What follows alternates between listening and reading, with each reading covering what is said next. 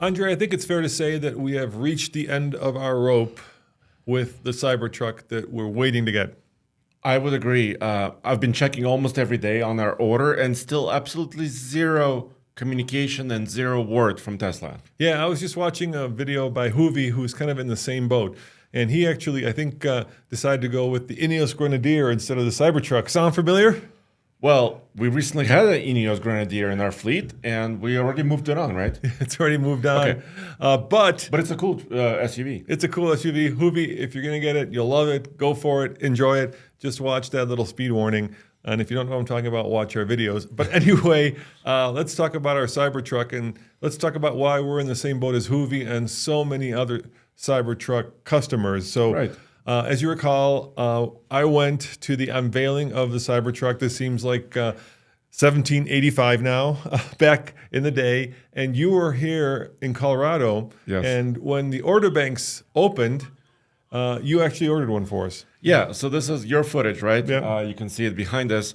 You were there at the initial event with the broken glass. You saw that. I was there. And you went Lived for it. You went for a drive in a prototype. And while I was helping you upload some videos, I put a deposit in. It wasn't really a deposit. It was just $100 kind of reservation, right? Yeah. As millions of other people did. Yeah, exactly. And I think at some point Tesla said they had up to 2 million reservations. So fast forward to the beginning of this year, and Cybertruck goes into production, and we get an email from Tesla saying, It was December of 2023. Okay. So December 29th, 2023, we got an email from Tesla. Well, hallelujah, right? Because other people already had Teslas, Cybertrucks, and some of the public figures and celebrities.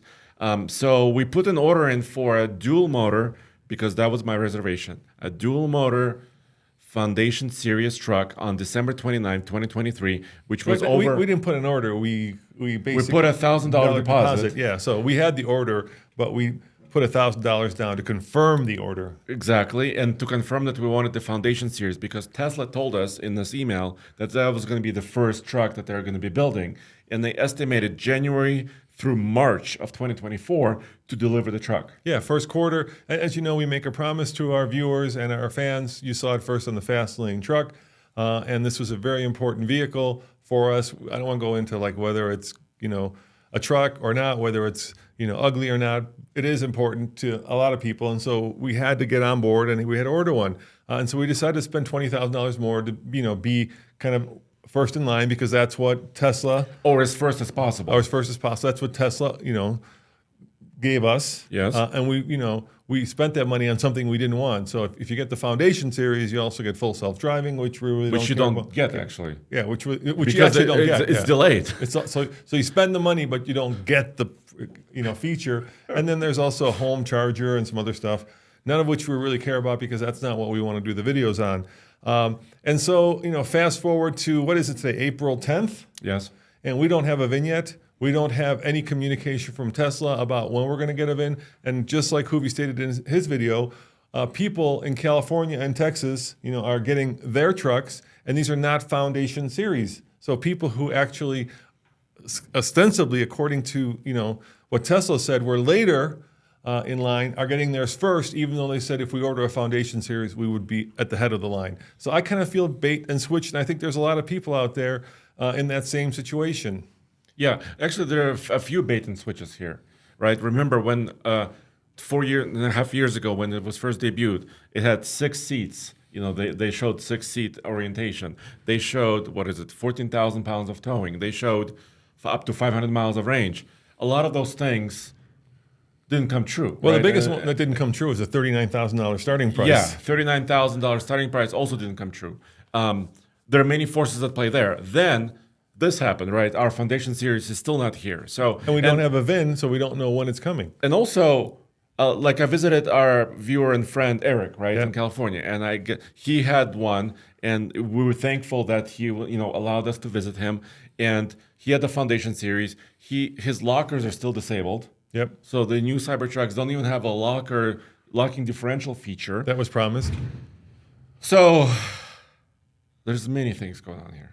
Yeah, it seems like if you're going to promise something, then if you want to do business, deliver on it. I mean, that seems to be the core tenet. Or at least communicate. Or at least communicate and say the reason why you can't do it. And let's just be clear, Andre, this is not our first rodeo. We are long-term Tesla customers. And there's other things at play, which we'll talk about in a second, but we've had 4 Teslas now. The company has purchased 4 Teslas. And the last Tesla we bought was a Model 3 Performance, which we bought about a year ago. And the plan, even back then, was to trade it in on the Cybertruck. Yeah. So we put 16,000 miles on it. When we finally confirmed the order, we put the car in as a trade-in. We paid $57,000 for it. How much did Tesla want to give to us on trade? $31,000. Yeah, in other words, half the After a value. year. After a year. Tesla was willing to give us a half the value of the car after a year. Pretty much. Which I also found insulting. And I understand that EV prices have fallen dramatically.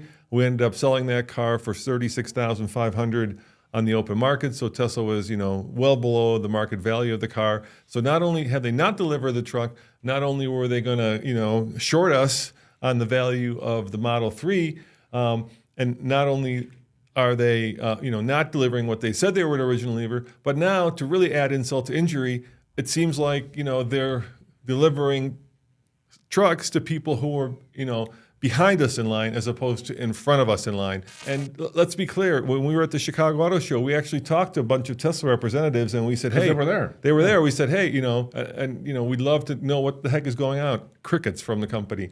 Well, they said something like, oh, you're in Colorado, so we can't deliver there. But we know actually a couple of customers in Denver that received their Cybertrucks, right? Yeah. Or at least one customer in Denver. Hoovie, he's not in California or... He's in Kansas, right? He's in Kansas. He's not in Texas either. And we know people who received tri-motor trucks that they said are coming at the end of the year. Yeah, our friend Kyle... he got a tri-motor Cybertruck. He got a tri-motor Cybertruck using his, Tesla points. Yeah. Which, apparently is Why a better don't we way. have points? I didn't know that this was a better way to cut the line, Andre. And I shouldn't say cut the line. We're not cutting the line. This is the company actually offering this. We're not doing anything that no other buyer could do. And so we're kind of trying to, follow the rules. And yet, at the end of the day, we're still without a Cybertruck. And I don't want to make this into like a complaining, whinging session.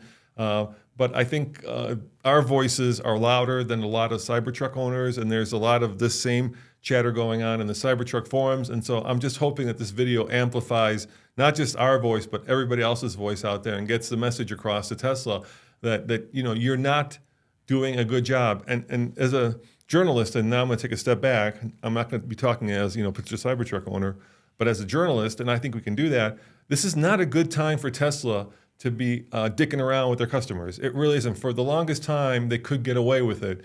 But, when you have a quarter where you don't hit your numbers in terms of sales, when EVs are all of a sudden overnight, not devalued, not the belle of the ball anymore, and, when the economy is kind of sort of hard to tell, this would be, a good time to double down on customer service and actually, produce and sell the trucks that people want.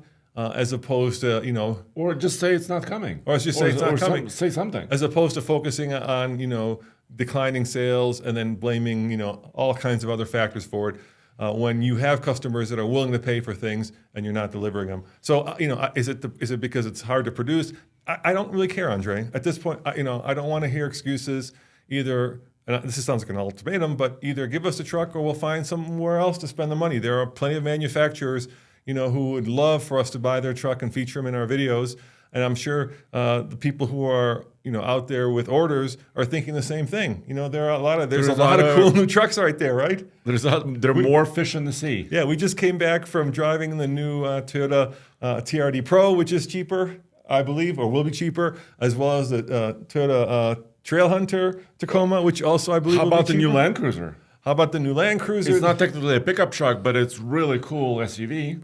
Ram is about to come out with their plug-in. No, it's a. Well, the range extending truck is coming next year, right. early next year. Yeah. But soon, within 8 months. Ford just refreshed the F-150. They've dropped their prices on the Lightning. There's a lot of fish in the sea, Tesla. And if you don't realize that, then I think I don't think what's going to happen with Fisker happens to Tesla, right? Where Tesla 40,000 orders just evaporated, but maybe this might be the start of something. I don't know. Well, Tesla is a huge company still. Yeah. I mean, they sell they produce 400,000 vehicles in a quarter. I mean, they're not a small manufacturer. No. So Just communicate. but I am bummed. Yeah, I'm bummed. Totally bummed. And I'm with Hoovy. Just shoot us an email. And he said it was because they don't have a dealer network. I don't think you need a dealer network to communicate with your customers. No, that was the benefit of not having a dealer Yeah. network. You have an app, Direct right? connection. Right. You have an app, and you can talk to us like that. Yes, you could text me right now. Yeah, through the app, or you have his email address. You could let us know, and you can let your other potential owners know as well what's going on. And I know like our friend Ryan in Denver is in the same boat as well. Yeah. So we're not the only people No. who are like this. Yeah. So let's put this video out there. Let's see what this. Hopefully, we're kind of adding our voices to Hoovy's voice. Because we have no way to contact Tesla that's meaningful, we're doing it this very public way, and let's hope that our voices speak to all the other potential Tesla Cybertruck owners out there and help open up the bottleneck, or at least get some communication moving so that we actually know what's going on with the Cybertrucks. Because we're not going to buy if you're thinking we're going to buy a Model Y or a Model 3, No. it's not going to happen. Kind of done. No. And the other huge bummer, I mean, as we're wrapping up this video, is that the $1,000 deposit that we made in December of 2023 is non-refundable. Is non-refundable. Yeah. And maybe Tesla, if you're not delivering your truck, maybe you should refund it. Yeah. Because you promised January through March. It's April now. Yeah. And GM just did that with the Blazer EV. Yeah. They lowered the price on the Blazer EV, but the customers who already had Blazers. They were promised a check for $5,000. Exactly. Yeah. To compensate. Not because they walked away from their order because they weren't delivered, but because they lowered the price. Now that's the kind of company that I want to do business with. And I think a lot of people out there as well. And don't jump on the GM bandwagon and tell me all your woes. We know we get a lot of those emails, but it seems like the stand-up thing to do. Well, guys, there you have it. Let us know in the comments below if you're in the same boat. And hopefully Tesla is reading these comments and we'll get the message and start communicating with us. Thank you, guys. Ciao.